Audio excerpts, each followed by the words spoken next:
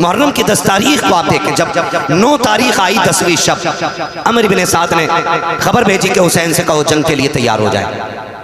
मेरे इमाम ने कहा अमर इब्न साद से जाके कहो जंगे भी कहीं शाम में होती हैं, जंगे भी कभी रात में होती हैं, जंग दिन के उजाले में होगी। उससे कहो कि जंग शाम में नहीं, अगर उसे जंग करनी है तो कल करें, हमें आज रात की मोहलत दी जाए, आज रात की मोहलत दी जाए। अमर बिन साद ने सोचा शायद हुसैन इसलिए इजाजत मांग रहे हैं कि तैयारी जंग की नहीं होगी, तलवार तेज होगी, तीरों की धारें तेज होंगी, नेज़े संभाले जाएंगे, नौजवानों को प्रैक्टिस कराई जाएगी तलवार चलाने की। लेकिन जानते हो उसने ये सोच के इजाजत दी कि ठीक है कल जंग करेंगे। मेरे हुसैन ने कहा मेरे दीवानों मेरे पास आओ, और बुला के सबसे कहा था सुनो ये यजीदी मेरे खून के प्यासे हैं, इन्हें तुमसे मतलब नहीं है। कोई बच्चे छोड़ के आया है, कोई बेटियां छोड़ के आया है, किसी ने माँ बाप छोड़े हैं। कहा सुनो हम करीम इब्ने करीम हैं, हम इजाजत देते हैं कि तुम जा सकते हो, ये यजीदी मेरे खून के प्यासे हैं, तुम्हें इनसे कोई मतलब नहीं और इनको तुमसे नहीं, तुम जाना चाहते हो तो जाओ। सबने इनकार कर दिया। हुसैन तुझे छोड़ के हम नहीं जा सकते। मेरे इमाम ने कहा अब्बास का जी आका का चिराग गुल कर दो। क्यों? कि शायद जो उजाले में नहीं जाना चाहता हो वो अंधेरे में चला जाएगा। गाजी अब्बास ने चिराग गुल किया। और लोगों तुम्हें मोहब्बतों का वास्ता है, मोहब्बतें इस तरह निभाई जाती हैं, रिश्ते इस तरह निभाए जाते हैं, और इस तरह से तो पैमान और वफा के वादे निभाए जाते हैं। मेरे हुसैन ने ना हालत जब चिराग बुझ गया, थोड़ी देर के बाद का अब्बास का जी आका का आप जरा चिराग रोशन करो। चिराग रोशन हुआ ना, फर्क इतना था कि जब चिराग बंद किया गया था आंखें सूखी थी, और जब चिराग जलाया गया तो आंखें भीग चुकी थी। आंखें भीगी हुई देखी, कहा गया नहीं कोई। जब इतनी बात कही ना तो मेरे हुसैन का सबसे बूढ़ा सहाबी, सबसे बूढ़ा सिपाही, जिसको दुनिया हबीब इब्ने मज़ाहिर कहती है, आपकी उम्र शरीफ उस वक्त 72 या 76 साल थी, आपकी कमर झुकी हुई थी, आप अपनी जगह से उठे, तलवार निकाली, आका हुसैन के कदमों में रखी और रख के कहते हुसैन अगर आपको ये लगता है कि मेरी सफ़ेद दाढ़ी देख करके लोग आपकी जमात को कमज़ोर समझेंगे तो हुसैन वापस ना भेज, रही मेरी तलवार ये, इससे मेरा सर कलम कर दे। मेरे इमाम ने कहा चाहते क्या हो? कहा हुसैन सबका यही फैसला है, जिएंगे तो तेरे साथ जिएंगे, मरेंगे तो तेरे साथ रहेंगे। मेरे इमाम ने कहा कि ये तुम्हारे खून के प्यासे नहीं है, तुम जा सकते हो। कहा हुसैन अगर नाना ने कयामत में पूछ लिया मेरा बेटा प्यासा था और तुम उसे छोड़ के चले आए थे तो हम क्या जवाब देंगे? मेरे इमाम ने कहा परेशान ना हो, वादा करता हूं कयामत में नाना से कह कह के एक को जन्नत दिलवाऊंगा, कह कह के एक एक को नाना से जन्नत दिलवाऊंगा। कहा हुसैन हमें जाना ही नहीं है। फिर मेरे इमाम ने कहा फिर जाओ इबादत करो, हो सकता है अब ये जिंदगी की आखिरी रात हो, अब इससे बड़ी रात शायद हमें इबादत के लिए ना मिल सके। ये बात मेरे इमाम ने कही। फिर हर खेमे में सजदा भी हो रहे थे, तिलावत भी हो रही है। किसी को जान की परवाह न की, किसी को खानदान की परवाह न की, किसी को अहल वयाल की परवाह न की। सारी कौम जितने भी सिपाही हैं पूरा काफिला अल्लाह की इबादत में लग जाता है। किसी का सजदे में सर है, किसी के लबों पे तिलावत कुरान है। अल्लाह अकबर, फजर का वक्त करीब आया है। मेरे इमाम ने हजरत अली अकबर को बुलाया था। अकबर कहा जी बाबा कि जब मौलाए कायनात थे तो इमाम हसन अजान पढ़ते थे, नमाज अली पढ़ाया करते थे। जब बाबा का विसाल हो गया फिर अजान मैंने पढ़ी है, नमाज भाई हसन ने पढ़ाई है, आज हसन नहीं है, नमाज मैं पढ़ाऊंगा, अजान अकबर आपको पढ़नी है। अकबर जाओ अजान पढ़ो और आते आते मैदान करबला का मंजर भी देखते आना, पूरे मैदान का जायजा भी ले लेना। हजरत अली अकबर गए हैं, आपने जाकर के अजान पढ़ी है, अजान पढ़ के फारिग हुए हैं। आप जब मैदान करबला को देखने के लिए निकले हैं और आपको हिचकियों की आवाज आई है, आपने उधर रुख किया है जिधर से रोने की आवाज आ रही थी। आपने जाकर के क्या देखा? कोई खातून है जिन्होंने अपनी चादर का आधा हिस्सा पकड़ रखा है,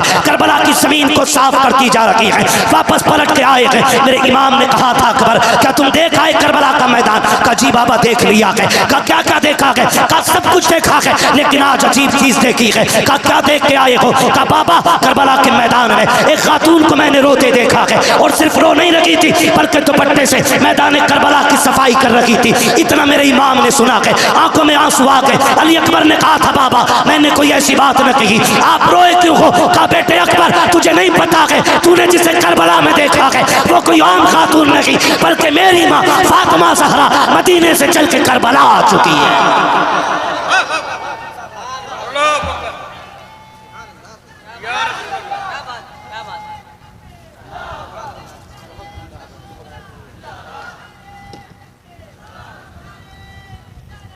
अरे जवाब नहीं, जवाब दीजिए माशाअल्लाह।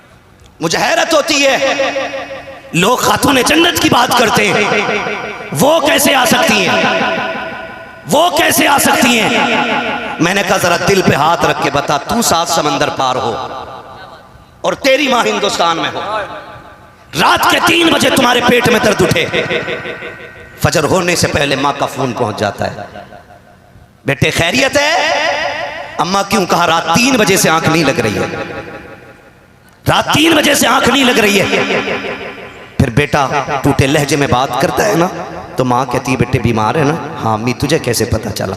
कहा बेटे रात 3 बजे मेरी आंख खुल गई, तब से दिल घबरा रहा गया। मैंने कहा अगर आज की गुनाहगार माँ 7 समंदर पार का पता रख सकती है, तो खातून जन्नत अपने बेटे करबला में शहीद होने के लिए जो गए हैं उनकी खबर क्यों नहीं रख सकती है।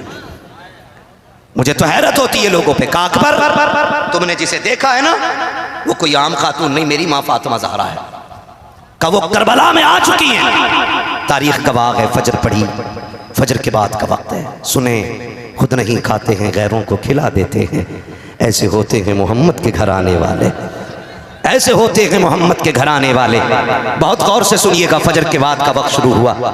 एक बच्ची यजीदी खेमों से निकल करके हुसैन के खेमे में आ गई। है तवज्जो सारे लोगों की। भाई कुर्सी के चक्कर में ना पड़े, ये कुर्सी बड़े बड़ों को खा गई, और इसकी लंबी उम्र नहीं होती आरिफ भाई, उम्र बड़ी मुख्तसर है इसकी। एक टांग टूट जाए तो बैठने वाले की तोड़ देती है, ये बैठने वाले की तोड़ देती है। हम प्लास्टिक की कुर्सी वाले नहीं, हम तो आयतुल कुर्सी वाले लोग हैं। जो इस कुर्सी पे बैठे 2 फीट उठता है, जो आयतुल कुर्सी को साथ लगा ले वो रोज उड़ के जाके अल्लाह के आसमान तक चला जाया करता है।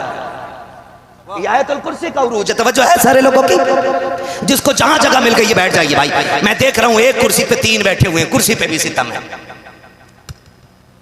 कुर्सी ने संभाल रखा है तो ज्यादा हिलिएगा नहीं, वो टूट सकती है। तवज्जो है सारे लोगों की। कौन सा वक्त शुरू हुआ?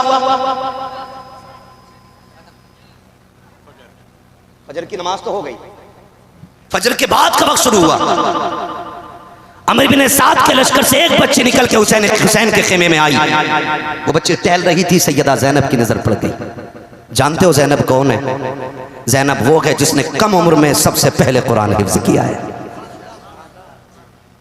हाँ, जैनब वो है जो कूफे की शाहराहों पर, कूफे की गलियों में, कूफे की जमीन पर कुरान की तफसीर बयान करती रह गई है।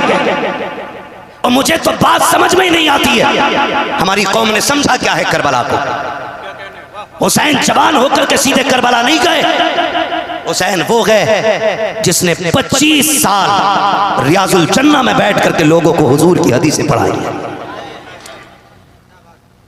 25 साल तक मेरा इमाम रियाजुल जन्ना में बैठ करके हुजूर की हदीसें पढ़ाता रहा है। और आज मेरी कौम का हाल ये है कि अपना बाप मरने लगता है, बेटे को सूरे फातिहा पढ़ने की तौफीक नहीं होती है, बाप की सांसें अटकने लगती है, तब कुरान वाला तलाश करने जाया करते हैं। कहने को पक्के हुसैनी है, लेकिन सही से सूरे इखलास भी याद रखी है। हाथ जोड़ के तुम्हें खुदा का वास्ता दे के कहता हूँ, और लोगों खुदा के वास्ते आने वाले मुहर्रम से पहले भले डेग बने या ना बने, सबील के लिए पानी का इंतजाम हो या ना हो, हर नौजवान जिसे कुरान ना आता हो इतना कुरान जरूर सीख ले, ताकि 1000 मरतबा सूरे फातिहा पढ़ के 10 मुहर्रम को मुसल्ला बिछा के हुसैन से कहे आका आपने नेज़े पे कुरान पढ़ के सुनाया है, मैं मुसल्ले पे बैठ के सूरे फातिहा सुनाने आ गया।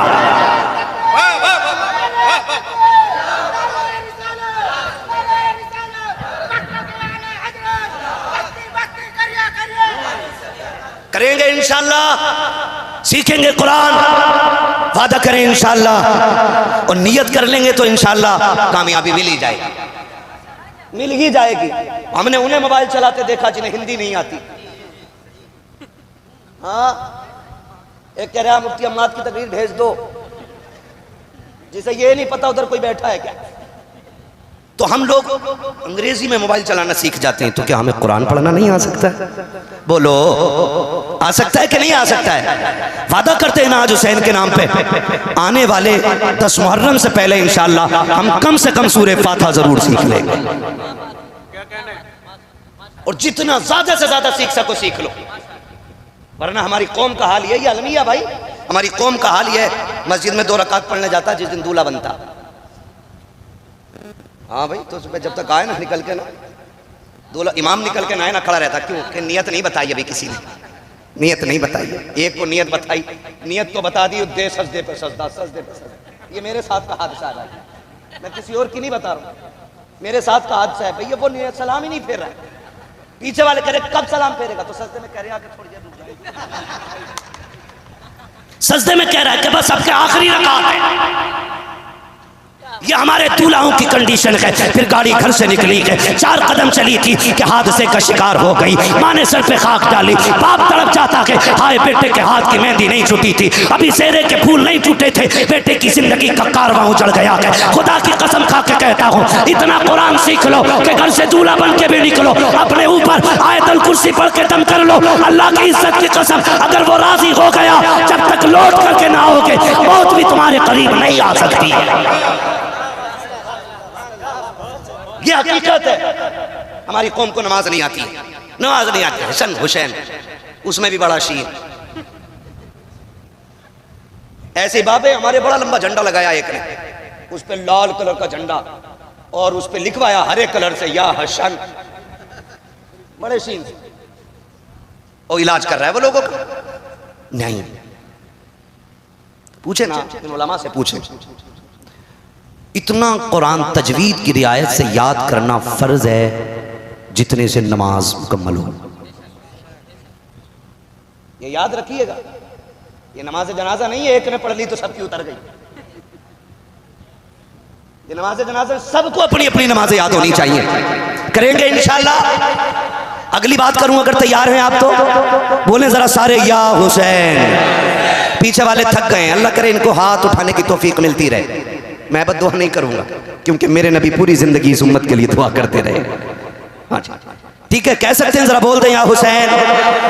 हाँ, मैं एक साहब तकरीर कर रहे थे, वो नजामत कर रहे थे अब भाई, तो कह रहे कि जो हाथ हुजूर के नाम पे उठ जाएगा उसे कभी फालिज नहीं होगा। मैंने कहा भाई अजीब मसला है, बीमारियां भी रब की तरफ से नेमत होती हैं, ये दावा क्यों कर रहे हो? अगर फालिज होना या अजाब या इताब होता तो इमाम बुसीरी के बारे में क्या राय है? और बीमारियां रब की तरफ से आजमाइश होती है। लेकिन इतना कहूंगा कि जो हाथ हुजूर के नाम पे उठेगा वो किसी बदअकीदा के आगे कभी मिलाने के लिए नहीं झुकेगा। कहें जरा या रसूल अल्लाह। कौन से वक्त की बात हो रही है? फजर के बाद का वक्त है। हुसैनियों में मुबारकबाद पेश करता हूं, तुमने करबला वाले हुसैन की महफिल सजा रखी है। तुम उनकी महफिल में आके बैठे हो जिनकी चौखट से आज तक कोई खाली गया ही नहीं है। बरेली से मेरा इमाम कहता कौन देता है, याद है आपको? कौन देता है? देने को मुंह चाहिए, देने वाला है सच्चा, देने वाला है सच्चा। हमारा नबी पानी कौन सी तारीख को बंद हुआ था? डर के ना बोलो, ये बात हमने मौलवी से नहीं, ये बात हमने अपनी अम्मा से चूल्हे पे सीखी थी। हाँ, ये बात हमने अपनी माँ से चूल्हे पे सीख ली थी कि करबला में 7 तारीख को पानी बंद किया गया था।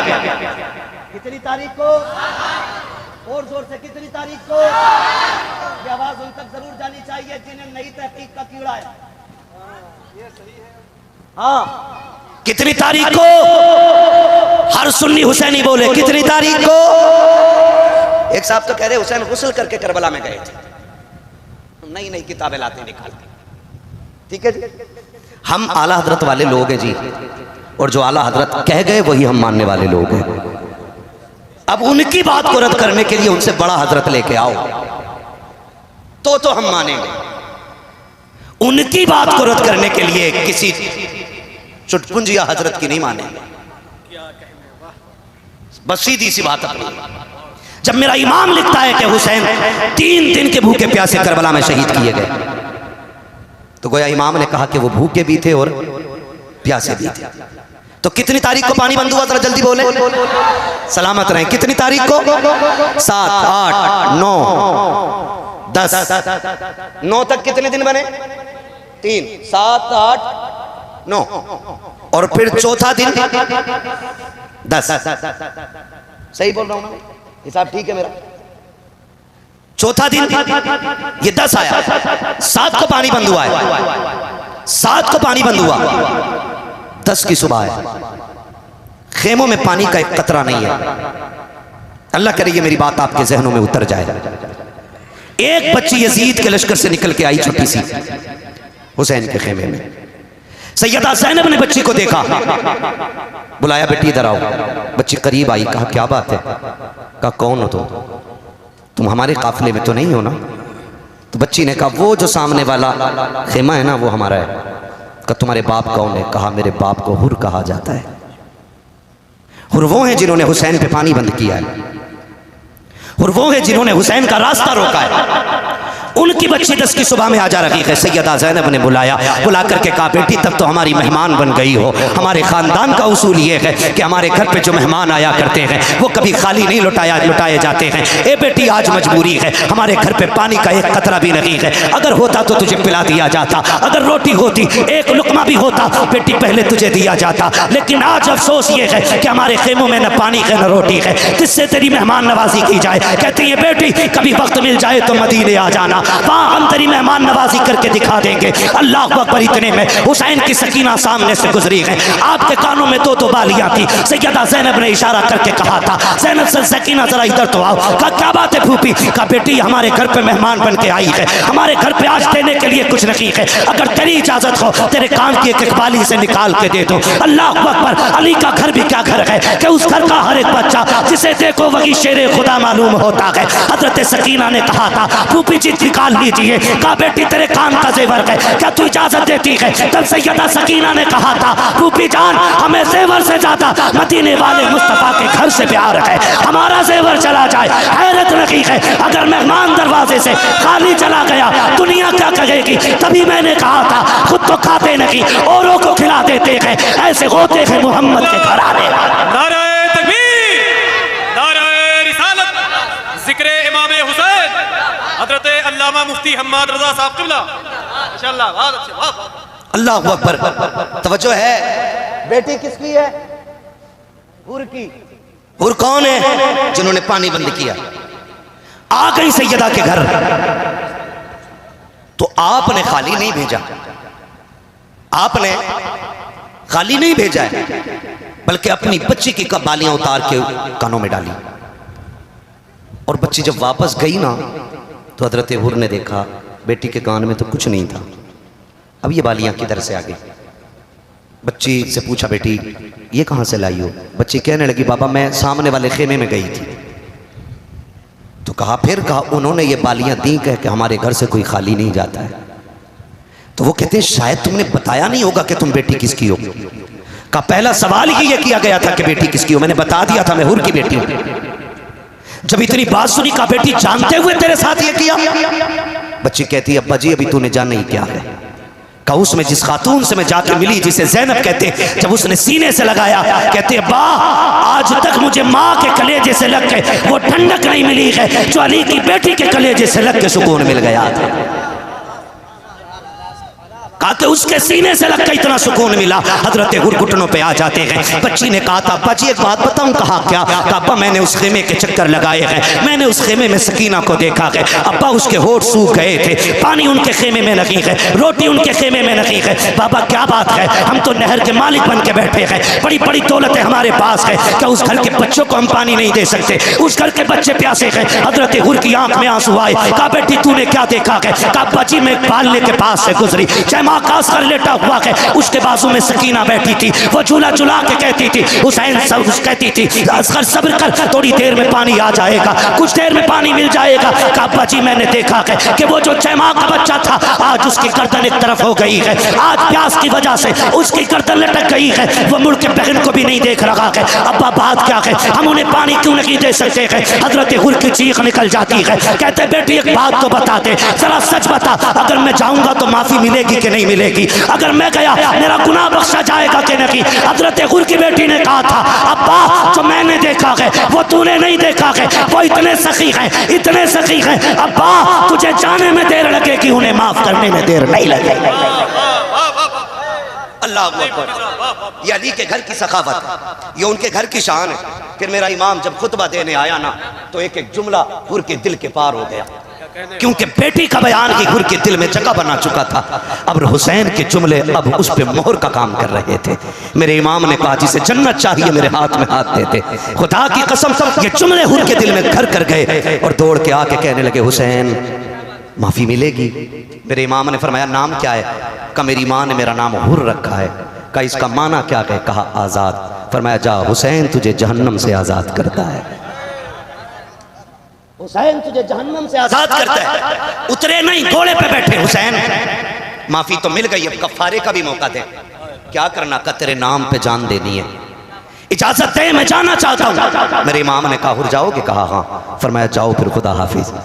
हुर जब मैदान करबला में आए अमर इब्ने साद, भाई मैं अगर आफाक भाई के साथ रहता हूँ, तौफीक भाई के साथ रहता हूँ, तौसीफ साहब के साथ रहता हूँ, अल्लामा इस्माइल साहब के साथ रहता हूँ, मैं इन तमाम को अगर इनके साथ रहता हूँ तो मुझे मालूम होगा कौन कितने पानी में।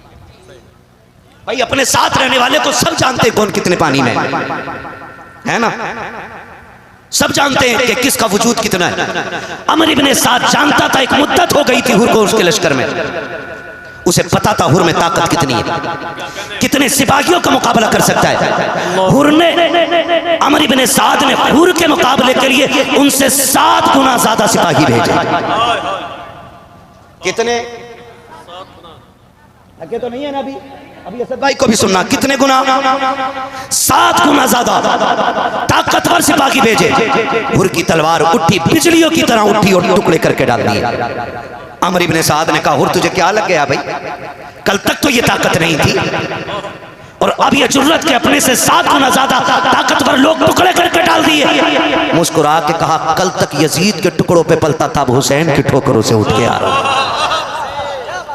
कहा तुमने जाना नहीं, कल तक मैं तेरे बाप के टुकड़ों पे, तेरे आका के टुकड़ों पे पलता रहा, अब उसकी ठोकर से उठ के आया हूं कि जिसके दर से जमाना खा रखा है। तभी तो मेरा इमाम कहता है कौन देता है, देने को मुंह चाहिए, देने वाला है सच्चा हमारा। अल्लाह अकबर। अमर इब्ने साद ने कहा रुको भाई, बात समझ में आ गई, ये अली के लाल से मिल गए हैं, अब आसानी से नहीं मारा जाएगा। फिर ऐसा करो दूर से हमला करो, तीर तलवार मारो, बर्चियां मारो, करीब मत जाना वरना टुकड़े करके डाल देगा, वरना टुकड़े करके डाल देगा। सबने ये बात कही और फिर चारों तरफ से हजरत हुर पे जब बारिश हुई, आप घोड़े से इस तरह नीचे आए जैसे आंख से आंसू टपक के रुखसार पे आता है। आप नीचे आए, शहादत का जाम पिया, यके बाद दीगरे शहादतें होती रही, शहादतें होती रही।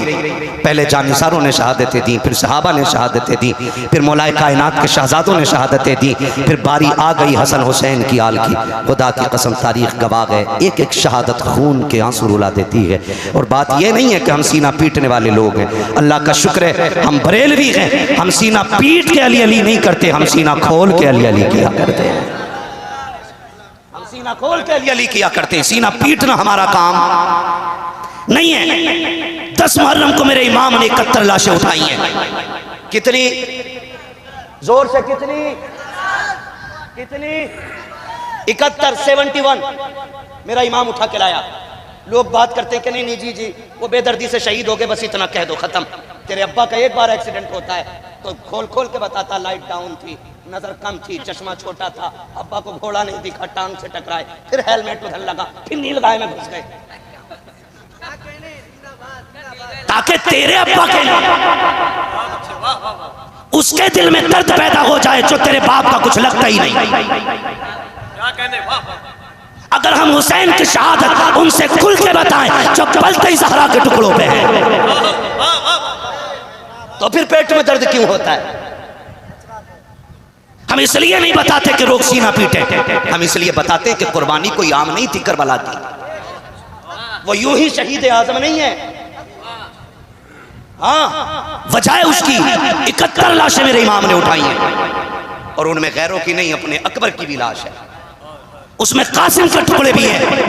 हम तो जानते हैं खुदा की कसम, रोड पे एक्सीडेंट होता है, लोग देखने वाले गुजर जाते हैं, सच्चाई दुनिया गुजरती है, क्या हुआ का हाथ फट गए हैं, कोई कहता भेजा निकला हुआ है। लोग अगर देख सकते हैं तो देख लेते हैं, नहीं देख पाते तो यूं करके निकल जाते हैं। लेकिन अजनबी लाशों पे बैठ के रोया कोई नहीं करता है। लेकिन अगर उन्हीं हादसे के मकाम पर माँ आ जाए या बहन आ जाए, भाई आ जाए या बाप आ जाए, फिर लोगों को पूछने की जरूरत नहीं पड़ती है इसका बाप कौन है। जो रोड पर अपने सर पे मिट्टी डाल रहा होता है, लोग समझ जाते हैं मरने वाले का बाप है। जिसके सर पे दुपट्टा ना हो, लोग जान लेते हैं ये मरने वाले की माँ है। जिस बहन ने होश खो दिए हो, लोग समझ जाते हैं ये मरने वाले की बहन है। हुसैन तेरे सब्र को सलाम है, तेरी जुर्रत को सलाम है। जिनका एक चला जाता है उनकी कमर टूट जाती है। तू अकबर को लाया मगर टूटा ना था, तू असगर को लाया मगर टूटा ना था, तू मोहम्मद को लाया मगर टूटा तो ना था। हद तो तब हो गई जब मेरा इमाम हजरत कासिम के टुकड़े उठाने के लिए गया और मैदान करबला में गया। चारों तरफ देखा, हजरत कासिम नजर नहीं आए। आप सर पकड़ के बैठ गए, मालिक बता तो सकी, मैं जाके अपनी भाभी को क्या जवाब दूंगा, मेरा भतीजा किधर गए। मैं आया अकबर को लेकर चला गया, अब्बास को लेकर के गया, एक एक करके सबको लेके गया। क्या कासिम को नहीं लेके जाऊंगा? कहाँ है मेरा कासिम? अल्लाह अकबर। यजीदियों ने इतने टुकड़े किए थे कि मिट्टी डाल दी थी टुकड़ों पे। आवाज आई गैब से, हुसैन चादर बिछा दे और कान लगा के सुन, जहां जहां से तिलावत की आवाज आती हो वहां वहां कासिम का टुकड़ा मौजूद है। मेरे इमाम ने वो चादर बिछाई है जो कंधे पे नाना मुस्तफा की रखी थी, जमीन पे ला के रखी, कान लगाया है। कहीं से सूरह रहमान की तिलावत की आवाज आ रही है, कहीं से सूरह यासीन की आवाज आ रही है। हाथ मिट्टी में डाल रखे हैं, कहीं से बाजू हाथ आ रहा है, कहीं से पैर हाथ आ रहा है, कहीं से सर हाथ आ रहा है। गठरी को उठाया है, कमर पे रखा है मेरे इमाम ने। और जब खेमे में लेकर के आए हैं, हर लाश को उसके खेमे पे इमाम ने पहुंचाया था। लेकिन जब कासिम को लेकर के आए हैं, उनके खेमे में लेकर के नहीं गए, बल्कि उनकी लाश को लेकर के उम्मे फरमा को नहीं बताया, बल्कि अपने खेमे में ला के रखा। सैयदा सकीना आ जाती है, बाबा जी भैया कहाँ है? कहा बेटी जाओ जाकर के बड़ी अम्मी को खबर कर दो कि चचा ने बुलाया है। सैयदा ज़ैनब सैयदा सकीना गई है, बड़ी अम्मी जान आपको बाबा बुला रहे हैं। हजरत ज़ैनब आई है, बैठ जाती है। इमाम मेरे इमाम ने कहा था भाभी पूछोगी नहीं कासिम कहाँ है? अल्लाह अकबर। देखो तो सही अली के घर का सब्र देखिए, खुदा की कसम कटरी को देख के कहा था उम्मे फरवा ने कि यही तो मेरे कासिम की लाश है। कहा तुम्हें कैसे पता? कहा माओ को पूछने की जरूरत नहीं पड़ती, खुशबू बता देती है बेटे जहाँ हुआ करते हैं। नारे तकबीर, नारे रिसालत, जिक्र अहले बैत। है तवज्जो सारे लोगों की, खुदा सलामत रखे सारे लोगों को। जब गठरी खुली सबसे ऊपर सर रखा था, हजरत उम्मे फरवा ने ना बाल नहीं नोचे थे, गरेबान चाक नहीं किया था, बल्कि वो सर जो गठरी में सबसे ऊपर रखा हुआ था उसको चूमा और फिर सजदे में गिर के कहती मालिक तेरा शुक्र है तूने उम्मे फरवा की कुर्बानी कबूल फरमा ली है। ये जुर्रत, ये शुजाअत उनके घर की है। 71 लाश